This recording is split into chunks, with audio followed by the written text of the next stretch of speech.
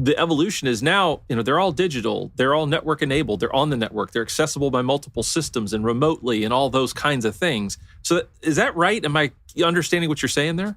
Yeah, I mean, there was the intermediate step of, we went from analog to digital, but those tended to be proprietary digital networks, or even if they were standardized, they were very localized. Whereas with IIoT, it's the eye of internet that makes it different. It's now accessible literally anywhere in the world, as opposed to very localized. So it's because of the protocol standardization and the communication standards.